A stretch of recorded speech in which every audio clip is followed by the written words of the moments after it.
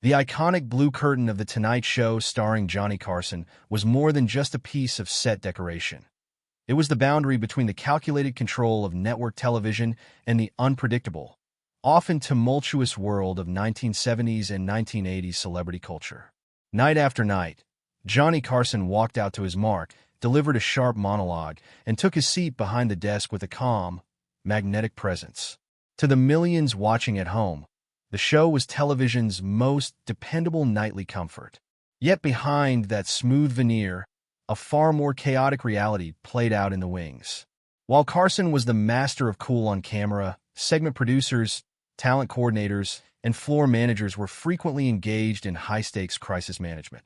The green room, designed as a waiting space for the world's biggest stars, often became a high-pressure environment where nervous celebrities sought chemical courage before walking into the spotlight. Carson possessed an almost supernatural instinct for detecting when a guest was under the influence.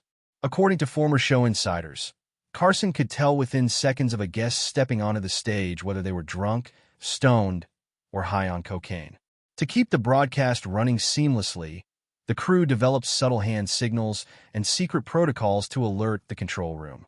A hand adjusting a tie or a card tapped twice on the desk signaled the director to simplify camera shots, brace for unpredictable responses, or prepare for an early commercial break.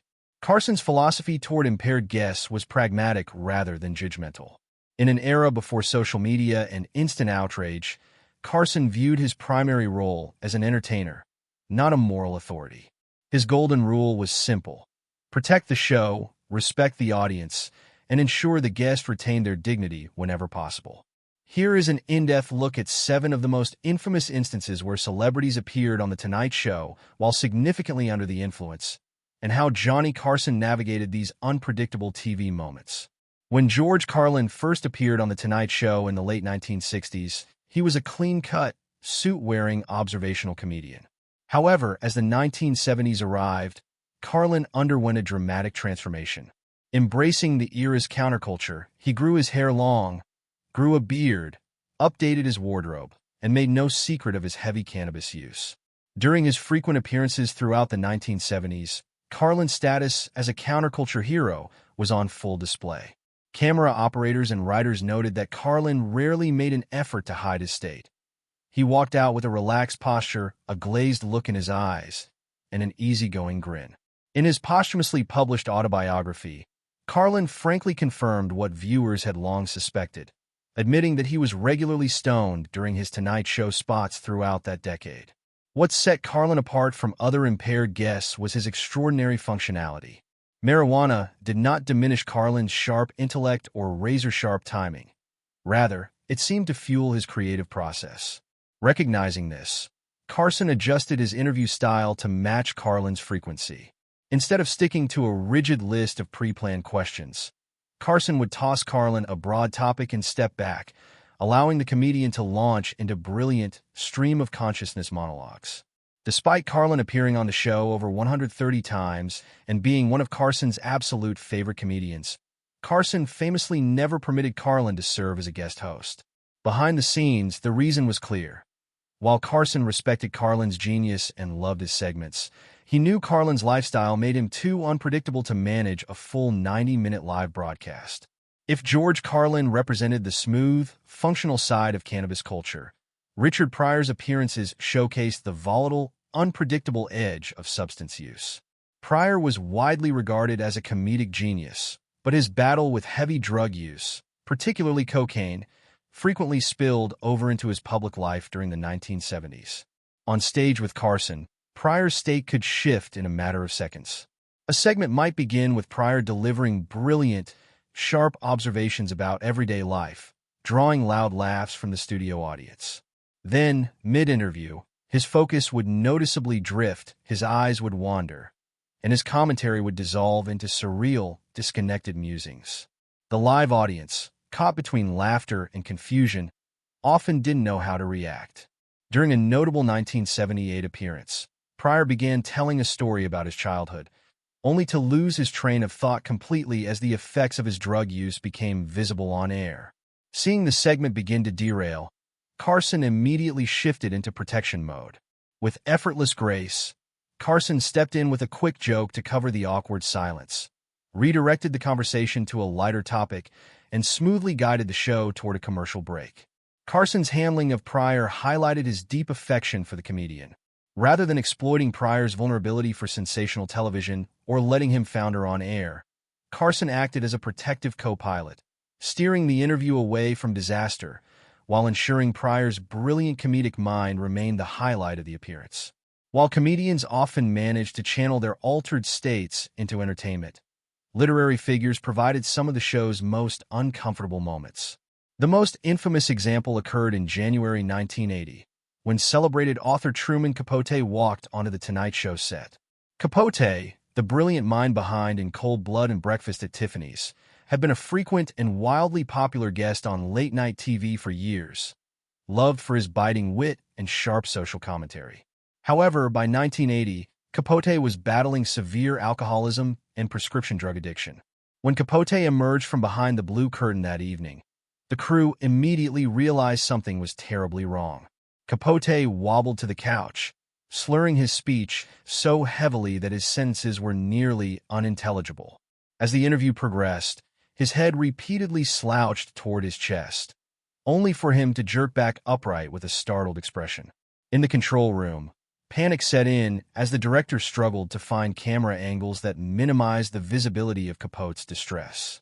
Carson maintained his composure on air, simplifying his questions and attempting to guide Capote through the segment with minimal embarrassment. However, off-camera, Carson was furious. To Carson, arriving in such an extreme state of impairment was not just a production headache. It was a profound sign of disrespect toward the show, the crew, and the audience. The moment the segment ended and the show went to commercial, Carson instructed his talent coordinators that Capote was never to be booked again. It resulted in one of the rare lifetime bans issued during Carson's 30-year tenure. When comedy duo Cheech and Tommy Chong surged to fame in the late 1970s, their entire act revolved around the counterculture stoner lifestyle. Unlike guests who tried to hide their substance use, Cheech and Chong leaned into it entirely, making their off-screen habits a central element of their public persona. When the duo appeared on The Tonight Show to promote their hit movie Up in Smoke, they arrived in a state that matched their cinematic personas. Segment producers quickly realized that trying to conduct a traditional, structured interview with the pair would be impossible. Carson, ever the master strategist, decided that the best approach was to play into the dynamic completely. He adopted the role of the straight-laced, square interviewer, feigning mild confusion at their slang and drug references. When Tommy Chong went off on a rambling, incoherent story about his past, Carson didn't cut him off or force him back on script. Instead, Carson sat back, turned toward the camera, and offered a subtle eyebrow raise that signaled to the viewers, yes, they really are like this. By embracing their state rather than fighting it, Carson transformed what could have been a train wreck into a classic comedy bit. It demonstrated Carson's unique ability to adapt his interviewing style to match the exact energy of whoever sat in the guest chair. The rise of the 1960s counterculture brought new, potent substances into the mainstream, creating unprecedented challenges for live television. One of the most famous examples occurred in 1970, when actor Peter Fonda appeared on the show shortly after the massive success of his film Easy Rider. Fonda, an outspoken advocate for the era's drug revolution, arrived at the studio displaying clear signs of severe impairment, which crew members strongly suspected was LSD. Camera operators noted that Fonda's pupils were extraordinarily dilated, and his behavior was detached from the studio environment. He spent long stretches staring intensely at the studio lights or examining his hands, occasionally snapping back to respond to a question Carson had asked half a minute prior. As the interview continued, Fonda began a philosophical rambling about how time was not linear, but rather wrapped around us like a warm blanket. Recognizing that the interview was drifting into unbroadcastable territory, Carson quietly executed the emergency protocol. He tapped his index cards twice on the desk. The director instantly cut to a commercial. When The Tonight Show returned from the break, Fonda was no longer on the couch, and Carson smoothly transitioned to the next guest without mentioning the abrupt change. While Carson was pragmatic about the incident, granting Fonda another appearance years later when he was sober, the 1970 segment remains one of the most bizarre moments in late-night history. While stoner antics and philosophical rambling could often be managed with dry humor, alcohol-fueled aggression was something Carson refused to tolerate.